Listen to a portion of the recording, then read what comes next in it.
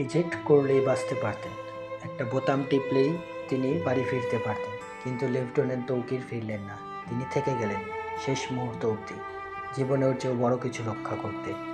একটা পুরনো F7, যেটা আকাশে থাকার কথাই না 2025 সালে, দুর্নীতির প্রতীক হিসেবে উঠছে আকাশে। কারণ দুর্নীতি আকাশ ছুঁয়েছে। ফ্লাইট লেফটেন্যান্ট তৌকির আকাশে মারা যায়নি। তিনি মারা গিয়েছিলেন আগে, যখন বাজেট চুরি হয়েছিল, যখন 1976 সালের বিমান দিয়ে আজও ট্রেনিং করানো হচ্ছিল।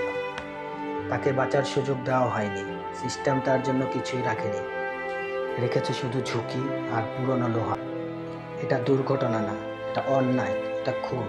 আর শুধু একজন পাইলট না, নিচে থাকা শিক্ষার্থীরাও জীবন হারিয়েছে।